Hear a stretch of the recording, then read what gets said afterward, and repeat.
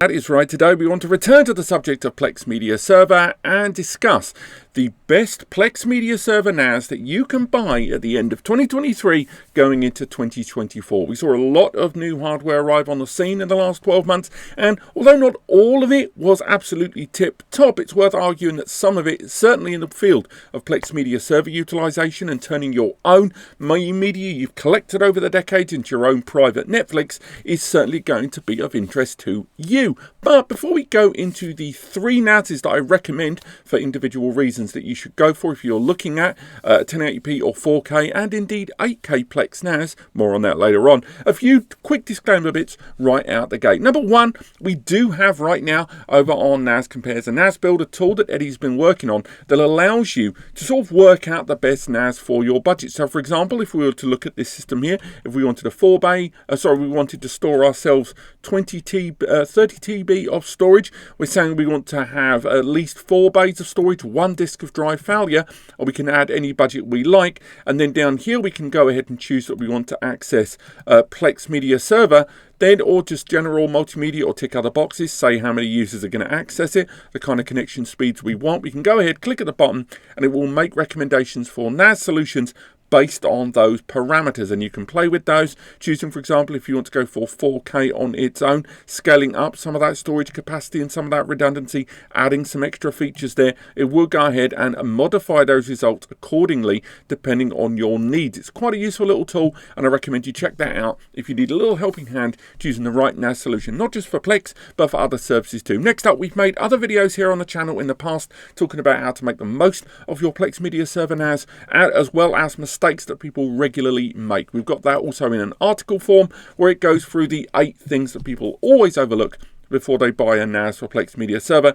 And finally, before we go any further, it's worth highlighting there was a NAS that almost made the list, but unfortunately it was delayed at release, and therefore, because I haven't physically got it here, I can't include it. And that is a new NAS from TerraMaster, the F4-424 and the F4-424 Pro. I have a video coming up on this very, very soon, if not already, going through this new Intel N95 and Intel i3 affordable 2 and 4 bay NAS. But you can learn more about those in a link in the description. And finally, it's worth highlighting, if you are unfamiliar with the utility of Plex Media Server on your own NAS solution, it's worth highlighting that it isn't just about the quality of the media you're watching. It's not just about the power of the NAS. It's actually about the proficiency. The reason I've got this NAS here on screen, this is a much older generation NAS. This is the 2020 released DS220 Plus, which has more recently been upgraded, a refresh I should say, with the DS224 Plus.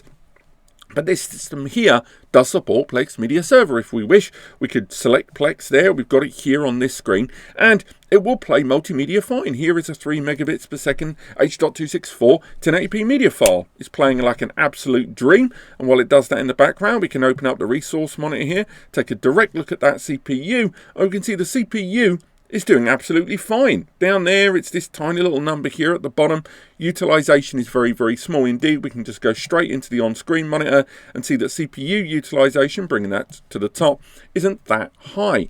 The file plays there in the background absolutely fine. Now, one of the reasons that file is playing absolutely fine is because we're using an H.264 file. H.264 is a compression technique that is utilized to take the movie that you watch on the big screen in the cinema into the comfort of your living room. That compression technique to make these bigger productions smaller. That is, relatively open source. Anyone can use it. But there is a better compression technique known as HEVC, otherwise known as H.265, highly efficient video codec.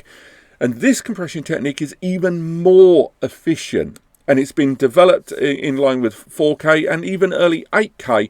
But the problem is, it is proprietary, it is owned, and licensing is required. Why am I bringing this up? Well, you should check whether you have a lot of HEVC media in your collection, and moreover, the devices you use to watch them. You might be trying to use just a mobile phone to watch it. You might be utilizing a high-powered MacBook. Whatever device you're using, if it has an HEVC license, that will make all the difference. Now, to put it into perspective, here we have a 10 megabits per second HD file, so 1080p. So 10 megabits per second bit rate is pretty darn high. It is HEVC in compression. If we play this file here, and we look at the bottom of the screen, it will automatically need to convert that file. It can't play it natively because Chrome doesn't have the license natively built into it there. And as you can see, although it's played the file, CPU utilization has gone up to 22%. It's gone down now as the file is concluding, and it managed to do the job there,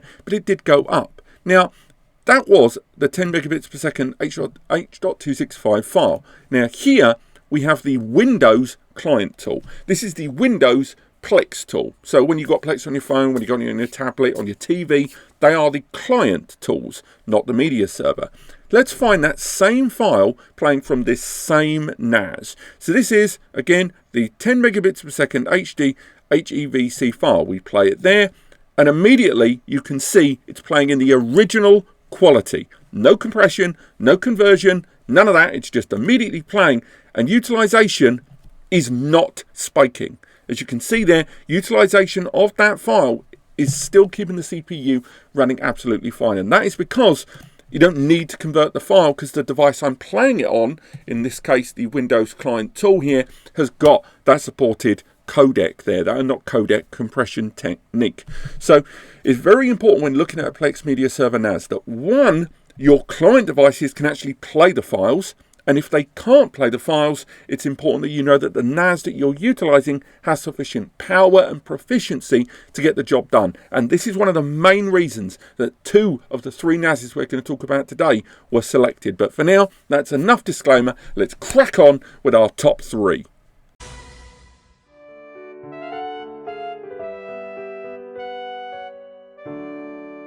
The Synology DS224 Plus, I think, ruffled a few feathers when Synology rolled this out the gate in summer 2023. Utilising an existing hardware configuration in the J4125 processor that we already saw them roll out in the 2020 generation, there were some users that were less pleased than others that Synology had become overly reliant on this slightly older hardware configuration. However, Synology does have a history of taking those pre-existing hardware configurations and architecture and moving it onto the previous lower tier in the next generation. What I mean is they take what is once considered fully featured and prosumer and makes it the standard class in the following generation. And the DS224 Plus is a good example of that. Rolling out the gate with an Intel quad-core based processor, the Intel J4125 at 2.0 gigahertz to be clocked up to 2.7, it's a decent enough CPU and processor there. It also has integrated graphics at 350 megahertz that can burst up to 750 when needed, and that integrated graphics is what allows this to become an entry-level 4K transcoding box. That's right, this isn't just for playing 4K. It can actually do that conversion that we mentioned of a lot of 4K multimedia there. Now, how do we know this? Well, alongside the review that you're seeing here on screen, where we went into the pros and the cons of the system, not just with standing Plex Media Server, we also conducted quite extensive Plex Media Server testing here on the channel earlier this year. So 3 months ago, you can see that video there. We went through and tested all manner of files. We went ahead with H.265, H.264. We went ahead with 1080p, 720p, but also 4K. We went through all manner of testing, and it played 85% of the files that we threw at it. It was a very powerful and capable box there in our testing. And again, every NAS I'm going to talk about today is a NAS that we've performed extensive performance testing on, and they'll all be linked in the description below.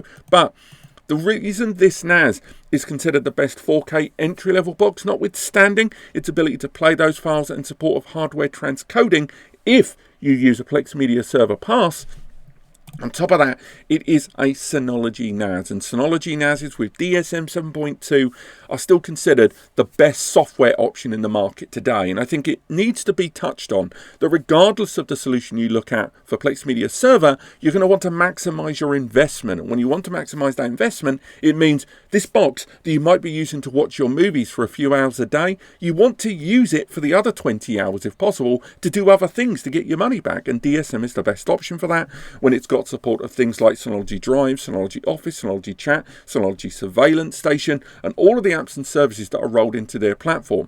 And this system arriving at a modest price point where at the moment it's $299, but we've regularly seen this on offer for as low as $250. We saw that on Black Friday, on Prime Day, and it does come on and off on offer quite a lot. Therefore, although it's $299, you can definitely get it cheaper than that when you shop around. And when you look at our review, you can find out existing offers on empty and bundled deals linked below on that article. But the point I'm making is, this isn't just a Plex Media server, it's a great 4K entry-level NAS box, and although its hardware is a little modest, I'm not going to call it the most powerful solution, but for the price that you are paying for the hardware and the software and the overall return on investment, that ROI, the DS224 Plus from Synology is a great NAS option. And in 4K, for its modest stature, it performed extraordinarily well, and therefore, as the 4K entry Plex NAS solution, I recommend it.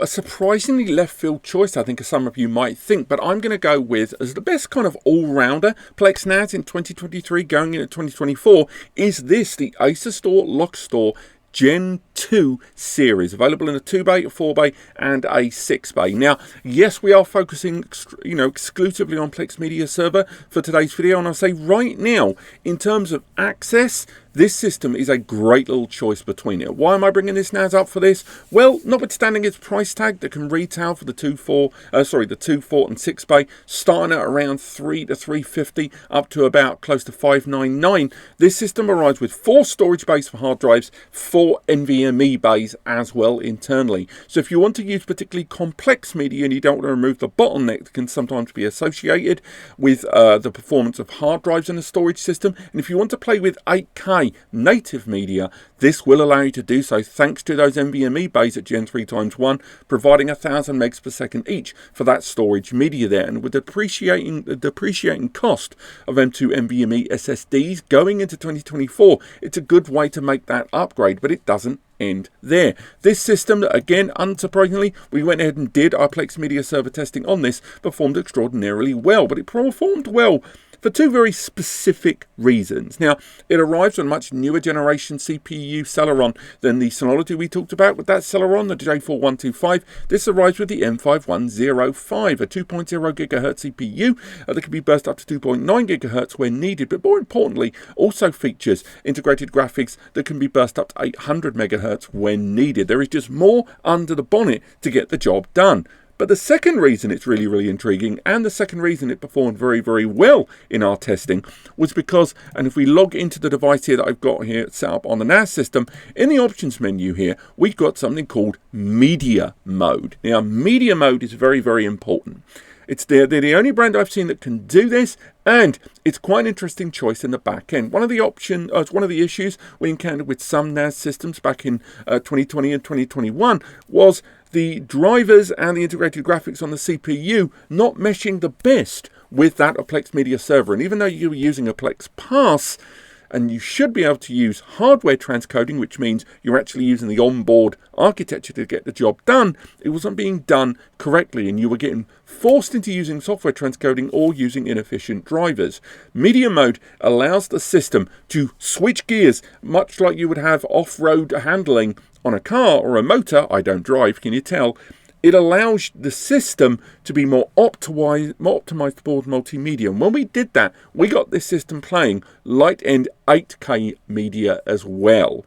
And again, when you look at things like the Asustor FlashStore series, which is an M2 NVMe optimized system, when you had that in media mode, 8K playback was indeed possible. But if you don't want to spend that kind of money and you want to focus a lot more on hard drives, this is still a great system by option alternative. And when you break into the hardware specifications and you find out more about what it can do with 2.5 gigabit Ethernet out the bat, optional switching out of those M2 NVMe's towards a 10 gigabit Ethernet network connectivity port, there's a lot to like here. There's also support for remote control, either utilizing the Wi-Fi or an infrared remote control. On top of that, there is even an HDMI output, which allows you to have local Plex Media Access. So here's one of their videos on their channel from before, where you can enable Plex to be accessible via the HDMI output, utilized with a keyboard, video, mouse, a Bluetooth, an infrared remote control, or a Wi-Fi remote. It will allow you to access your Plex Media server from the comfort of your sofa and access media natively. Now, it's not an official Plex Media Server app, and availability of that HDMI app has been sporadic at best, but it's still nice to have that support, to not have to be overly reliant on the network when you could literally just tap directly into the NAS as a local media box for Plex, while simultaneously allowing the multimedia box to be accessed remotely by all connected users on your 1080p and 4K multimedia there. Now, pricing on this box, again, as mentioned, it does fluctuate depending on where you look around, and depending on your region, availability is going to be different. And again, you can see a price there that's way outside of what we'd like to see. When you look at the UK or you look at other sites like B&H, the pricing becomes a lot more reasonable there. Now, when it comes to the software, I already touched on that. The software is still pretty darn good. It's not quite up there with Synology software, and they're lacking a few of the AAA plus applications as mentioned for this return on investment to take advantage of the whole thing.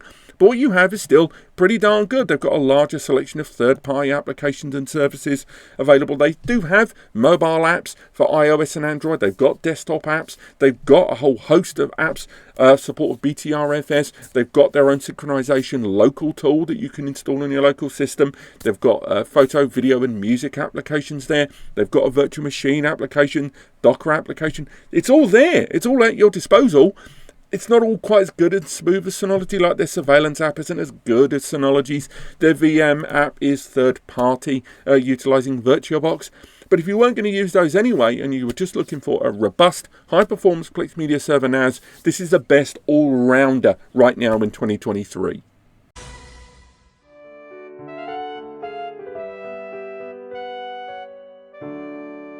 Now, if you watch last year's video, you'll know, chances are, this was never going to go any other way. The QNAP TVS H874 is by far the best turnkey Plex Media Server NAS I have ever seen. Now, I'm going to have to add a bunch of caveats there. One, turnkey, very important. You may have noticed all the solutions I've talked about today are combined hardware and software solutions that are practically ready out the box. You still have to buy your hard drives and SSDs though. Secondly, this is a system that you deploy it straight away, and it's got sufficient hardware to do anything in terms of multimedia. What do I mean by anything? Well, even through all the course of my review, when I was going through a lot of the hardware, this is at the end of 2022, and since then QNAP have released several versions of this box, integrating things like Thunderbolt 4 connectivity. This system not only played every single test I could throw at it, going all the way up to 120 and 200 and 400 megabits per second 4K,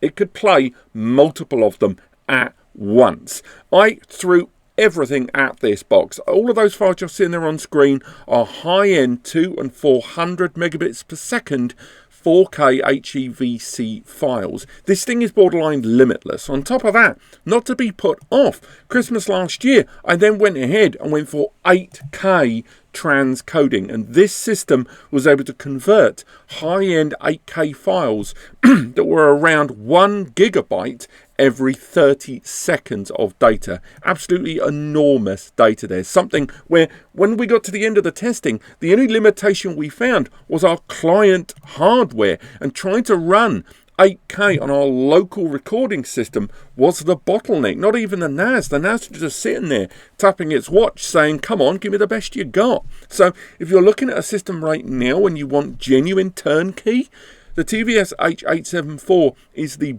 best option out there for an off-the-shelf solution for Plex Media Server. And when you dig into the hardware, you can see why. Notwithstanding it is a 12th gen Intel system, this system rocks out the gate with an i9, i7 or i5 processor with integrated graphics that actually rivals some lower level entry graphics cards, and that's on its own integrated graphics. On top of that, being a Gen 4 system, it supports Gen 4 SSD performance. That means one Gen 4 SSDs, which again have come down in price, which can hit a potential 6,000, 7,000 megabytes per second, could be used for that higher end multimedia. So even if years from now the internal PSU somehow is not good enough for your multimedia, which is madness, you can still install media that can deliver that media via storage at 6,000 or 7,000 as mentioned, so fast that the CPU will be so greatly assisted that, again, any client device you're receiving this multimedia, that's going to be your only true bottleneck. And as 8K client hardware is still very much in its infancy, I still think right now this is a system that 5-10 years down the line is still going to be playing your decades of media perfectly well. What's the downside? Ooh, that price tag. The price tag knocking around at the cheapest I could find this box was 2,000 Nika. If you want to go for that highfalutin i9 model there, the i9 with 10G and 64GB of memory, you're looking at 3,000 to 3,500, depending on your own local currency availability and pricing and all that T&C nonsense.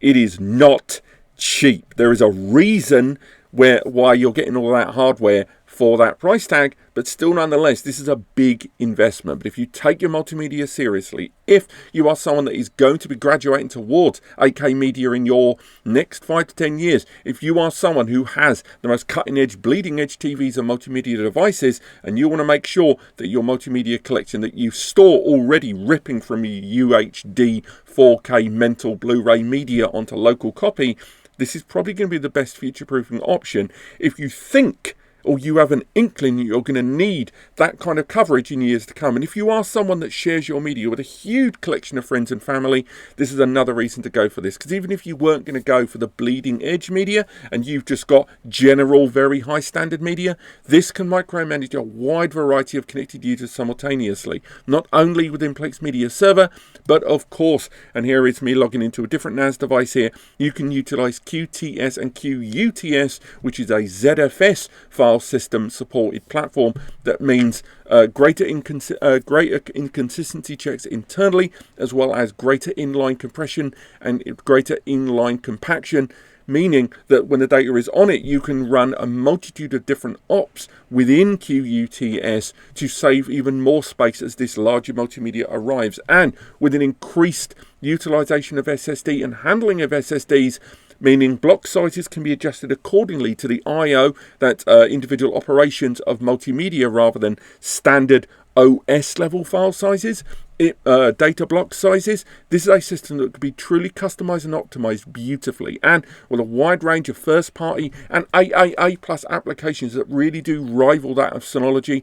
AI powered recognition and surveillance, in photo recognition, virtual machine handling, container applications, office applications, backup tools, synchronization tools, all of which are first party, and all of those applications for your desktop, Mac, Windows, iOS, Android, even Linux devices. It is a powerhouse system to talk about there, and a real big ROI factor to put in there.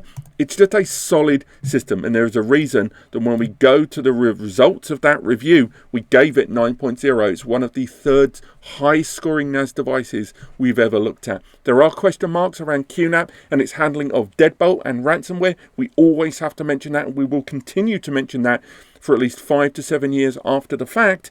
But still, nonetheless, if that doesn't concern you, or you've already got your firewall and your update and your security managed, that won't even appear on your radar, and ultimately making this the ultimate 8K Plex Media Server NAS. And there you go. Those were the best NAS I would recommend for Plex Media Server, based on price, based on ability, based on all-round support of multimedia, and the best return on investment you can get. Now, before you go, just a quick few things. There is a link in the description to the full guide breaking down how we chose these NASs, as well as other features and things you should factor in when looking at a NAS for Plex Media Server. But it doesn't stop there. And there's going to be those of you out there that have watched this video and gone, I could have built something better for that. That thing's really expensive. What an absolute pain. What an absolute swizz or a con. I can definitely build my own. Well, for those of you that are following the channel, I believe on Friday the 22nd it presumably goes live. This is my Johnsbow N3 build with the i9 599 board. That is an i9 12th gen board. We built a Johnsbow NAS from scratch, and we will be doing a Plex performance test on this system in the new year. Might even arrive just before New Year 2023, so do stay tuned for that. But if you want early access to all of these videos, I strongly recommend becoming either one of our YouTube members or heading over to NAS Compares and joining our membership tier. It's £4 a month, £8 a month, or £18 a month, but they all have different benefits ranging from expedited support all the way through to getting early access to the videos and our monthly Zoom where we talk about everything happening in storage directly with you, and it's a private Zoom just for those members. But all of those tiers will give you access to these videos early as they become available there. So members of that tier have had this video accessible for days, and when you go to our R1 review where we went through this new DIY potential NAS alongside the R7 NAS from Oostore and another video on Plex performance and 8K performance testing on the new Thunderbolt version of the 874, they've had access to these videos for quite a while now. And if you want access to a lot of these videos early and more, look into those membership tiers. Apart from that, if you do need further support and you want free support, you can always take advantage of the free advice section over on NAS Compares. It's on the right hand side of every single page at NAS Compares. There's the NAS Builder, the free advice section, and links to all of the individual tools that Ed has developed to help you choose the right drives for your NAS system at the best price and get the best price per terabyte for storage drives and other utilizations for your NAS. But again, if you don't want to use those services, we also have a Discord you can use. We've got our forum there, and we do recommend other platforms for support that vary in terms of official use and third-party community support, and I recommend you check them out. But apart from that, thank you so much for watching. I hope you've had a great 2023. I look forward to seeing you in 2024, and apart from that, I will see you next time.